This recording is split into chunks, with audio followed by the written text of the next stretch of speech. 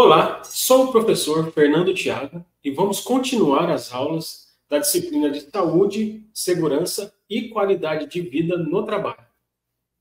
Essa aula de hoje é uma aula pertencente ao módulo 2, que trata de saúde, segurança, acessibilidade e ergonomia. Dividindo os conteúdos nas unidades, a unidade 1 vai tratar especificamente de toda essa legislação que compõe sobre saúde e segurança do trabalho. Então, é uma legislação muito importante, né? As organizações e os trabalhadores devem segui-las para evitar prejuízos, multas e etc. A legislação brasileira, ela mostra a responsabilidade tanto do empregador, ou seja, a organização tem suas responsabilidades, tem que manter um ambiente seguro, isso é responsabilidade da organização, mas também o empregado deve seguir as recomendações da empresa e da legislação. E a aula de hoje, a gente vai mostrar vários tipos de legislação, as normas regulamentadoras mais importantes, e vai deixar disponível também para que vocês consultem essas normas com mais calma, mais cuidado, né? Dependendo da organização, do tipo de organização que vocês vão atuar, aí vai ter normas específicas para aquele tipo de organização. No geral, existem legislações que são padrão para todas as organizações, mas existem algumas legislações, algumas normas que são específicas para cada tipo. Por exemplo, mineração, indústria, agricultura. Então, tem normas específicas. E a gente deve observar cada uma delas para poder atendê-las adequadamente, para evitar prejuízos, enfim. Então, vamos começar. A primeira legislação que a gente apresenta é a nossa Constituição Federal. A Constituição Federal de 1988, ela avança muito nas questões dos direitos dos trabalhadores.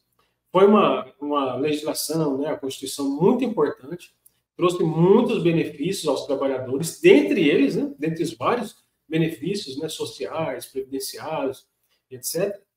Ela também fala que os trabalhadores têm direitos à redução de riscos inerentes ao trabalho, por meio de normas de saúde, higiene e segurança. Então, a Constituição Federal, ela mostra isso muito claramente, principalmente ali no seu artigo 7º, vem falando que as organizações, elas têm as obrigações delas para poder mitigar problemas inerentes às questões de saúde, né, de segurança do trabalho, para trabalhar com que as pessoas tenham essa segurança para desenvolver suas atividades.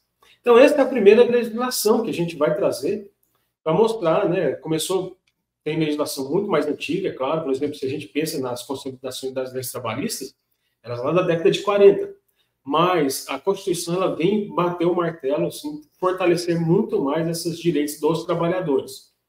Foi uma luta muito grande, né, e com certeza teve avanços sociais, econômicos, né, para os trabalhadores. Então, ela vem falando que os trabalhadores têm o direito do ambiente seguro e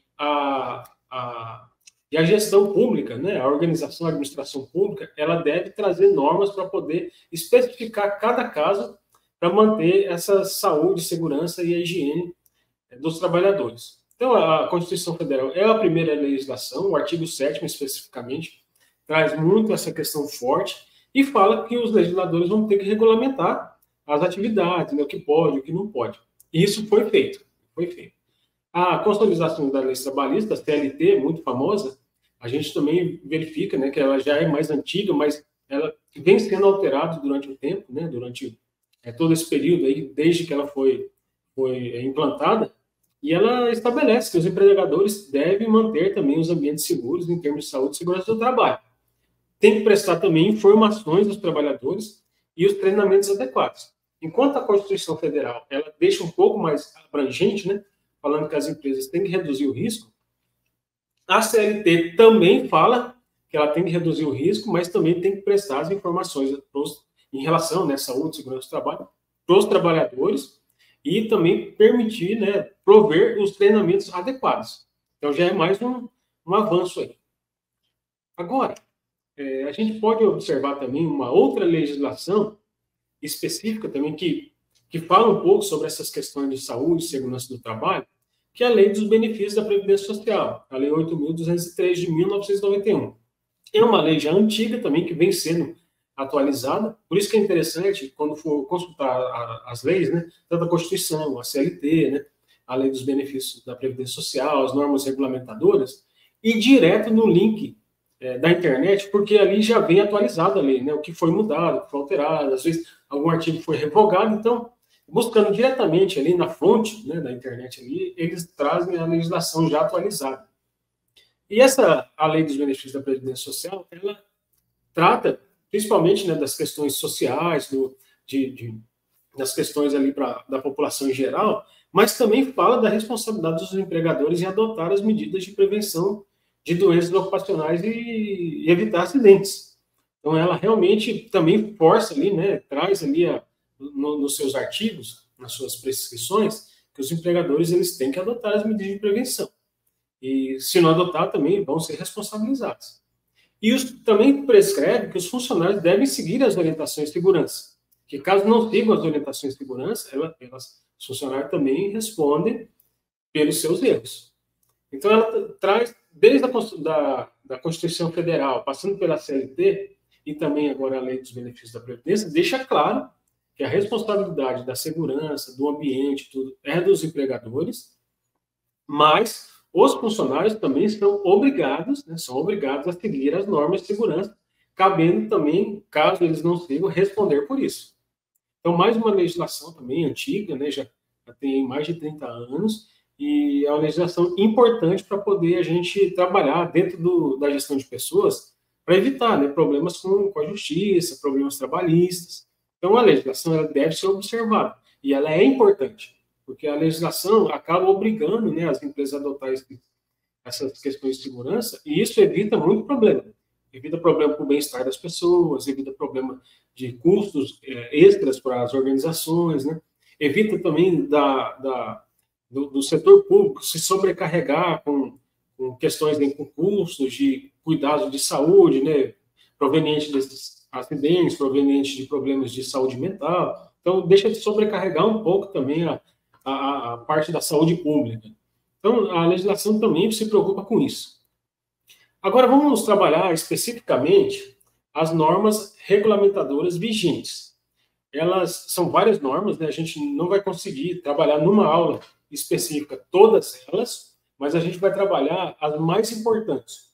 Não que as demais não sejam tão importantes, mas essas são as principais. E a principal de todas é a norma regulamentadora número 1, porque ela traz, de uma forma mais ampla e geral, as obrigações e responsabilidade das empresas em relação à segurança do trabalho. Então, ela é uma norma que ela é geral para todas as empresas e ela vem prescrever ali o que as empresas devem seguir em relação à segurança do trabalho. Deve cuidar dos trabalhadores, do ambiente de trabalho, né? Ela vem especificar o que a legislação maior traz de uma forma mais ampla. Então, ele pega lá o que a Constituição falou. As organizações são obrigadas a responder pelo ambiente seguro e saudável dos trabalhadores. Aí as normas regulamentadoras vêm especificar exatamente o que cada organização tem que fazer. Então, a primeira, ela é mais geral, ela traz as questões de segurança do trabalho mais abrangente, as responsabilidades das organizações, dos trabalhadores, né? E as demais normas regulamentadoras vão tratar de assuntos muito mais específicos. Então, a norma regulamentadora número 5, ela vem falar da CIPA, que é a Comissão Interna de Prevenção de Acidente. Ela vem trazer o que é essa Comissão Interna de Prevenção de Acidente, para que ela serve, o que ela faz, quais são os procedimentos, quem compõe essa comissão. Então, essa norma regulamentadora número 5, ela é especificamente para tratar só da CIPA. E aí é interessante a CIPA, porque ela é uma comissão formada pelos trabalhadores. Isso que é interessante, né? Não é formada apenas pelos gestores das organizações, pelos donos das organizações, não. Ela tem ali na sua composição os trabalhadores que estão ali na organização no dia a dia. Então, essa comissão ela é importante para prevenir os acidentes, para identificar situações de riscos para os trabalhadores e aí poder deliberar sobre isso, né? Analisar os casos, identificar possíveis soluções, né? Se for o caso também, fazer a responsabilização, tanto da organização como também do empregado, se acontecer algum problema. Então, a CIPA ela serve para isso, ela tem as reuniões periódicas é formada aí por várias pessoas que trabalham na organização e ela tem essa função, né, de deliberar sobre questões de segurança do trabalho. Então, a norma regulamentadora número 5, ela é exclusivamente para tratar das CIPAs, né? Qual a periodicidade de reuniões, né? Como que devem ser essas reuniões, o que ela deve analisar, os tipos de processo, os tipos de documentos, os tipos de denúncia, o tipo de informação, vai trabalhar junto com isso, para apoiar a organização em evitar acidentes e incidentes de trabalho, né, e evitar problemas de saúde para os trabalhadores, e vai apoiar também os trabalhadores quando a organização não consegue atuar adequadamente para manter essa segurança do trabalho. Agora, a norma regulamentadora número 6, ela é muito interessante porque ela vem falar exatamente dos EPIs, que são os equipamentos de proteção individuais. Ela vai relatar todos os tipos de EPIs, quais condições os EPIs devem ser utilizados. Então, ela é muito interessante, assim, principalmente, cabe a qualquer organização, obviamente, né? Mas aquelas organizações que têm riscos que não podem ser excluídos ou mitigados fortemente, então é interessante dar uma olhada lá e verificar quais são os EPIs obrigatórios para serem utilizados. Então, a norma regulamentadora número 6 trata somente disso, né? Vem falar todos os tipos de EPIs. A gente até falou na aula anterior os tipos de EPIs que foi extraído desta norma regulamentadora. Então, é muito interessante a gente olhar lá, observar também. A norma regulamentadora número 7 trata do Programa de Controle Médico de Saúde Ocupacional. Ela é uma norma conhecida mais por regulamentar os exames médicos ocupacionais, né? Então, se for verificar lá, o pessoal conhece ela mais assim para verificar, olha, se eu emito um atestado, qual o procedimento, né? Como que tem que ser esse atestado médico, como que o médico tem que olhar o trabalhador que sofreu algum problema, ou que, de repente, vai fazer algum procedimento padronizado, ou se, de repente, vai ser algum procedimento assim que o trabalhador faz regularmente, né? Então, ele é conhecido mais isso, mas também ela traz ações relacionadas à saúde do trabalhador, de prevenção, né, de cuidados ligados mais aos profissionais médicos, né? Então, essa norma regulamentadora número 7, principalmente no setor mais contábil de gestão de pessoas, é interessante observar os procedimentos para atestados, exames médicos periódicos, né? E isso é obrigatório fazer também. Então, é uma norma regulamentadora de cabeceira aí da gestão de pessoas, né? Então, é interessante observar. E ela trata somente disso.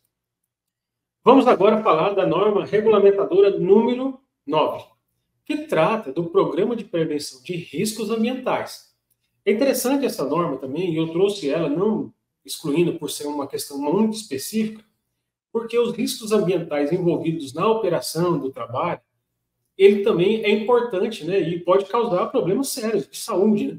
Então, essa norma regulamentadora, ela vem também trazer para que as pessoas não sofram algum tipo de risco voltado ali ao ambiente, né, ao meio ambiente ali em que está inserido a organização. E aí, relembrando, mais uma vez, aqueles acidentes lá das mineradoras lá de Brumadinho, né, Mariana, então, a gente pensa muito nisso e pesa muito na hora de fazer uma instalação de alguma indústria, alguma fábrica, de mitigar esses riscos, né, que o meio ambiente ali podem proporcionar. A gente vê problemas de deslizamentos, às vezes, de morro, né? Ou então, de repente, uma instalação que fica num lugar com frio excessivo, né, fica num lugar com calor excessivo. Então, essa norma regulamentadora número 9, ela é interessante para a gente observar essa prevenção dos riscos inerentes ao ambiente, ao meio ambiente, né? E também, pensando nessas questões ambientais, para que também a operação não provoque danos ao meio ambiente. Então, também é interessante esse aspecto. Na norma regulamentadora número 10, ela vai trazer a questão da segurança em instalações e serviços em eletricidade. Então, essa norma regulamentadora número 10, ela é bacana assim, para a gente ver um exemplo de uma norma regulamentadora de uma atividade específica. Nesse caso, específica para serviços de eletricidade. Então, traz ali as medidas de segurança a serem adotadas na eletricidade para prevenir acidentes. Se a gente for observar, né, que qualquer tipo de acidente com eletricidade, no mínimo ali a pessoa pode sofrer, né, um dano ali físico, pelo menos leve ali, né, que pessoa leva um susto e tudo, mas também pode levar a um problema cardíaco, pode levar, né, a queimaduras graves. Então, é uma norma regulamentadora que vem trazer as medidas, né, de segurança, para utilizar o EPI adequado, a questão ali da roupa, né, adequada para poder trabalhar com esse material, né, que passa corrente, para evitar o choque, né, luvas emborrachadas, né, os utensílios ali emborrachados. Enfim, todas as medidas de segurança para trabalhar nesse tipo de serviço de eletricidade. Pensando não apenas em usinas, né, em usinagens de energia elétrica, mas também em qualquer tipo de serviço que precise, que sua natureza seja em mexer com sistemas de transmissão ou geração de energia elétrica. A norma regulamentadora número 10 trata especificamente disso. E aí tem várias normas regulamentadoras específicas para algumas naturezas do trabalho. Eu trouxe também a norma regulamentadora número 12, que trata dos requisitos de segurança para a operação de máquinas e equipamentos. Ela também é importante, principalmente por conta dos riscos inerentes a algumas máquinas que podem trazer danos físicos especificamente aos trabalhadores. Né? Então, ela, por exemplo, se você tem uma organização, trabalha numa organização, né, cuida da gestão de pessoas de uma organização, em que os trabalhadores ali precisam rotineiramente atuar em algum tipo de máquina ou equipamento que causa risco, essa norma de segurança vem tratar especificamente dessas questões. É uma norma também um pouco mais ampla, né, para praticamente todas as organizações que trabalham em algum tipo de operação. Se a gente pensar em prestadores de serviço de construção civil, se a gente pensar, por exemplo, indústrias gráficas, né, que tem aquelas facas de vinco, de corte, de prensa, aquilo lá tudo causa riscos, né, e pode acontecer acidente. Então, também essa norma vem tratar sobre isso, para poder manusear os equipamentos e as máquinas. A norma regulamentadora número 15, ela regula as atividades que envolvem exposição a agentes insalubres, definindo os limites de tolerância. Então, mofo, né, a questão ali da umidade excessiva, a questão, por exemplo, em áreas hospitalares, que tem que cuidar, né, para os trabalhadores não se contaminar com aquele tipo de doença. Por exemplo, no caso de pessoas em gestação, né, mulheres em gestação, também tem que evitar esse tipo de trabalho, né? Enfim, qualquer tipo de trabalho insalubre, né, que ali no contato com aquele ambiente de trabalho pode causar algum tipo de doença, né, de problema de saúde, essa norma número 15 vai regulamentar como que as pessoas podem se expor a esse tipo de agente insalubre, caso não possa ser mitigado, né? Primeiro passo é mitigar, né? Aliás, primeiro passo é excluir esse agente insalubre. Não sendo possível, mitigar ao máximo o agente insalubre. Não sendo possível, aí no caso, as pessoas precisam se expor nesse ambiente insalubre, então elas têm que tomar todo um cuidado, têm que colocar o EPI adequado, né? Se a gente pensar, por exemplo, as pessoas que trabalham ali com esgotos, né? Que são agentes bastante insalubres, então precisa de toda uma parafernália, equipamentos, EPIs adequados para as pessoas não adoecerem. Né? A norma regulamentadora número 16, ela vai tratar sobre as atividades perigosas e define diretrizes para o pagamento de adicional de periculosidade. Então, essa norma 16 também ela é específica, mais abrangente para várias organizações, né? Não é uma atividade exclusiva, mas também é uma norma que vai proteger o trabalhador daquelas atividades que podem ter algum tipo de perigo. E a gente pode pensar, né, por exemplo, o trabalho de vigilância, né, o trabalho policial, né, o trabalho, por exemplo, de trabalho em alturas, né, são atividades perigosas e aí essa norma regulamentadora número 16, ela vem tratar sobre isso. Principalmente, né, o pagamento do adicional de periculosidade quando a pessoa precisa se expor a esse tipo de perigo. A 17 também é uma norma muito utilizada, que ela vai estabelecer os parâmetros ergonômicos para adaptação das condições de trabalho às características psicofisiológicas dos trabalhadores. Então, é a norma que vai falar o tipo de cadeira que tem que ser utilizada, né? A posição do trabalhador, se o trabalhador trabalha em pé, né, ele precisa ter a postura ereta, os braços não pode esticar muito para poder alcançar ali os objetos, né? o campo de visão que a pessoa tem que ter na bancada de trabalho. Então, essa norma regulamentadora número 17, ela é extremamente interessante e, na verdade, assim, quando a gente observa as organizações, principalmente nas visitas que a gente faz, a gente observa que ela não é muito utilizada. Não é difícil a gente ver locais que não oferecem as cadeiras adequadas para os trabalhadores, né? Às vezes o trabalhador está trabalhando numa bancada ali todo torto, né? Com a cabeça ali não é reta, a cabeça avançada para frente, ou de repente toda a coluna toda torta, né? Os pés assim que a bancada assim ela tem um fechamento total que os pés não conseguem avançar para dentro, a pessoa manter, né, a postura. Então essa norma regulamentadora 17 talvez seja uma das mais importantes também, porque ela é quase que não fácil de ver, né? As pessoas estão tão acostumadas ali no ambiente de trabalho, de trabalhar daquela forma, e no longo prazo, ela causa problemas, mas no curto prazo, às vezes, não se observa. Aí as pessoas começam a ter problema de coluna, começam a ter LER, começam a ter, né, vários dores nas costas, né, nos braços, nas pernas, né, nos tendões. Então, ela é uma questão, assim, ela vem proteger essa questão da ergonomia do trabalhador, que, por mais que pareça, assim, não seja tão importante, mas no longo prazo, ela vai evitar problemas de saúde, né? Vai evitar o absenteísmo, porque a pessoa acaba sentindo muita dor, vai ter que ir no médico, né? Vai ter que se tratar. E em alguns casos, né? Por exemplo, no caso de uma LER mais crônica, assim, a pessoa até vai ter que aposentar do trabalho porque não tem mais condições de fazer aquele trabalho, né? É muito comum, por exemplo, antigamente, no serviço bancário, que as pessoas tinham que trabalhar ali manualmente, contando, né, as notas. Então, isso aí era bem comum, carimbando, né? E a repetição por um tempo muito focado, muito grande, faz com que, né, os tendões ali, as mãos ali começam a ter aquela dor mais crônica. Então, essa norma regulamentadora 17, ela realmente é extremamente importante, né? E a gente vai ter uma aula para falar sobre ergonomia também, que é um tema assim bem preocupante mesmo. E ela é quase invisível, né? Porque as pessoas se acostumam. A pessoa entra na organização, as pessoas que trabalham ali já se acostumaram a trabalhar daquele jeito, né? E as pessoas vão ficando com dores, com dor na coluna, né? E os que entram ali já ficam daquele jeito mesmo. E é interessante, né, a organização, por meio, inclusive, da gestão de pessoas, trabalhar com esses aspectos, né? Oferecer o equipamento adequado, fazer o treinamento para as pessoas trabalharem com a postura correta. Então, é uma norma que realmente é importante. As outras são muito importantes também, mas essa é bem interessante porque ela passa muito desapercebida.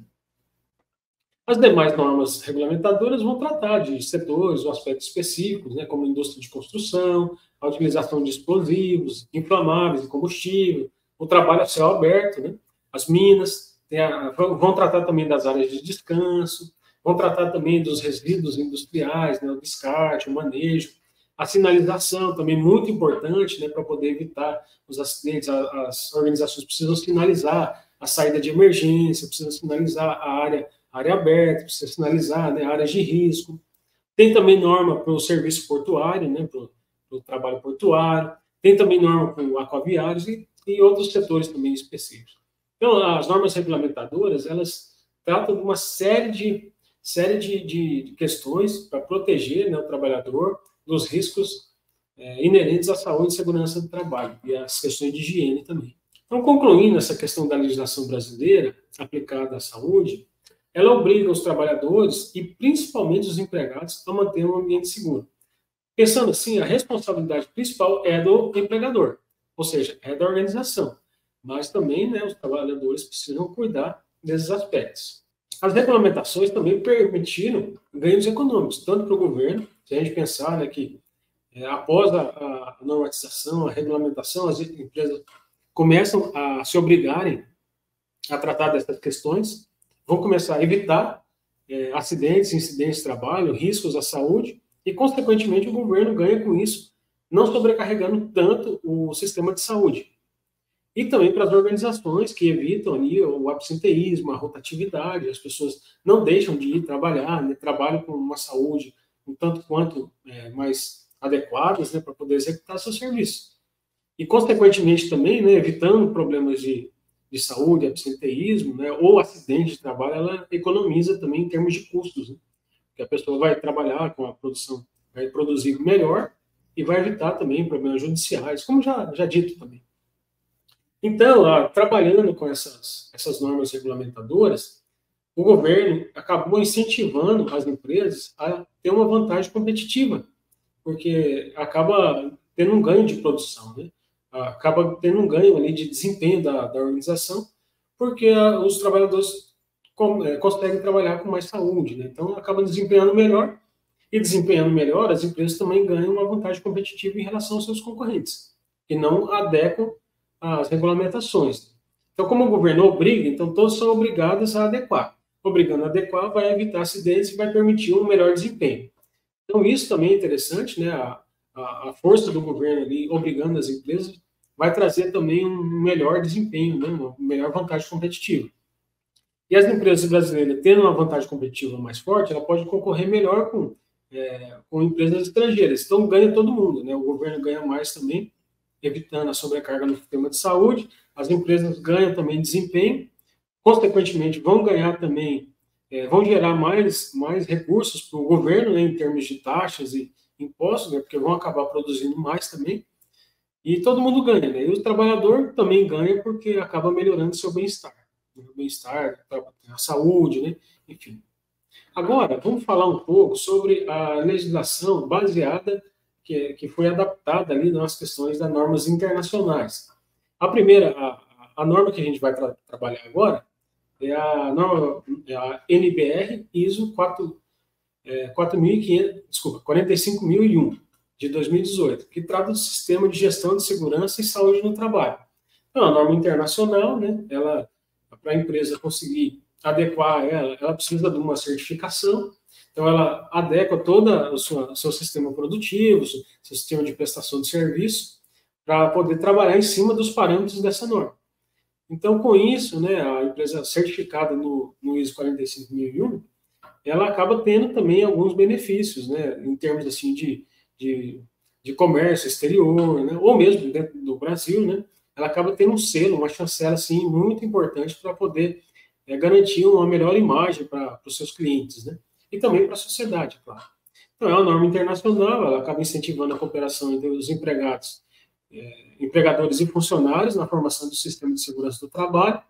Então, o bacana assim, dessa norma é que ela não dá apenas responsabilidades para o empregador e para os empregados. Ela acaba incentivando a cooperação, né? Os funcionários ajudando os empregadores, né? Os empregadores também ali trabalhando em sintonia com os funcionários para melhorar essa questão da saúde e segurança. E cria geralmente um sistema, né? Um sistema de comunicativo que mostra onde pode ter problemas, né? Um sistema que informa questões assim de risco, informa problemas em questão da segurança do trabalho, da saúde. Então, é bem interessante também. Promove a participação ativa de ambos na identificação e mitigação dos riscos. Então, tanto o trabalhador como o empregador, eles estão ali participando ativamente, né? E quando o funcionário se sente ali empoderado em poder participar para mitigar esses riscos, ele acaba também se comprometendo melhor. Então, é uma norma internacional que ela é interessante para as empresas se adequarem, né? E ela vai fortalecer muito mais essas questões de mitigação de risco, de saúde e segurança do trabalho. Então, resumindo essa aula de hoje, apesar das ações de saúde, segurança e qualidade de vida no trabalho ser um importante fator de desempenho para as organizações, pode acontecer de algumas não se preocuparem adequadamente. Então, se a gente pensar no cenário, né, aqui no Brasil, antes das regulamentações, até tem aquele caso lá emblemático da Itaipu, né, na época da construção dela, que várias pessoas morreram ali e não sabem nem onde está o corpo, né? Então, não se cuidavam muito da saúde e segurança do trabalho, embora tinha um setor, né, da saúde e segurança do trabalho lá, tinha a questão dos bombeiros que participavam junto, mas aconteceu muita coisa lá que não era assim muito bem regulamentada e não protegia adequadamente os trabalhadores, né? Então, ocorreram muitos acidentes de trabalho, várias mortes, e é um caso interessante assim para se pesquisar na internet, verificar, né, como era antigamente. Então, essa regulamentação, a legislação que agora está vigente, né, ela acaba avançando bastante, nessas questões aí de proteger o trabalhador, né, proteger as organizações também, de evitar, né, problemas de desempenho, evitar problemas de justiça trabalhista, né, e manter o bem-estar das pessoas. Então avançou bastante. E aí, se a gente pensar que mesmo assim algumas organizações não se preocupam adequadamente, a legislação ela acabou obrigando o governo a atuar nessas empresas para que elas se adequem à legislação, né, através de multa, né, tem o Ministério do Trabalho, tem também, por exemplo, órgãos importantes de segurança do trabalho. Se a gente pensar aqui em Mato Grosso do Sul, temos o Sereste, né, que também atua para poder proteger, para poder prevenir as questões de acidentes de trabalho. Então, a legislação ela avança bastante, mitigando aí esses problemas de acidente, né, incidentes de trabalho. A gente tem aí as referências, né, à Constituição Federal, as legislações, né? No livro ali da Camisaça, tem também, né, cada norma de segurança, norma regulamentadora, né, comentada ali também. É interessante a gente observar ali, é bem bacana como ela trabalhou isso. Também o livro do Pegatin trata um pouco também e traz esses aspectos de ergonomia.